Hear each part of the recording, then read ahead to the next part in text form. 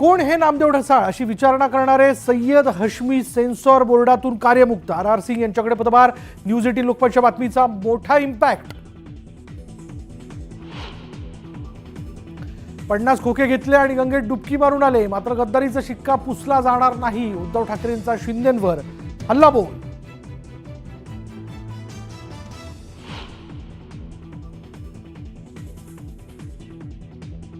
100हून अधिक police drone श्वान पथकाकडून शोध घेऊनही आरोपी दत्तात्रय गाडे सापडेना।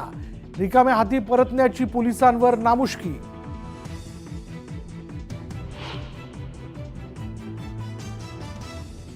संतोष देशमुख हत्या प्रकरणात सीआयडी कडून आरोपपत्र दाखल। सुरेश धसांनी मानले मुख्यमंत्र्यांचे आभार, तर आरोपपत्र हे आरोपीला सोडवण्यासाठीच असल्याचा प्रकाश आंबेडकरांचा आरोप।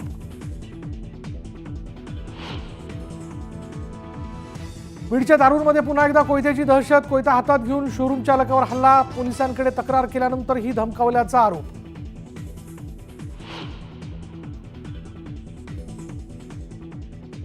आज रात्रीपर्यंत प्रशांत कोरटकरला अटक होण्याची शक्यता। कोरटकरला शोधण्यासाठी नागपूर पोलिसांचं एक पथक मध्य प्रदेशातील बालाघाटसाठी सकाळीच रवाना।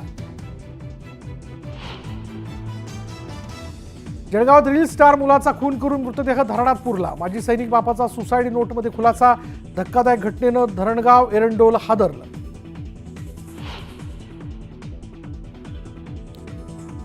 डोंबिवलीमधील 65 बेकायदा इमारत प्रकरणी पहिल्यांदाच रहिवाशांची पोलीस ठाण्यात तक्रार।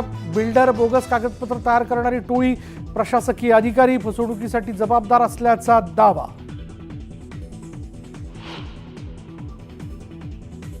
भाजपचा महाराष्ट्र आणि दिल्लीतला विजय हा बोगस मतदारांमुळे। पश्चिम बंगालचे मुख्यमंत्री ममता बॅनर्जींचा मोठा आरोप।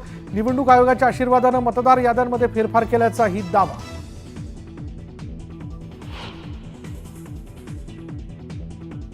कराडच्या नीलम शिंदेंचा अमेरिकेत भीषण अपघात। नीलमच्या पालकांना तात्काळ व्हिसा मिळेना। न्यूज 18 लोकमतच्या बातमीनंतर नेत्यांसह अमेरिकन दूतावासाने घेतली दखल।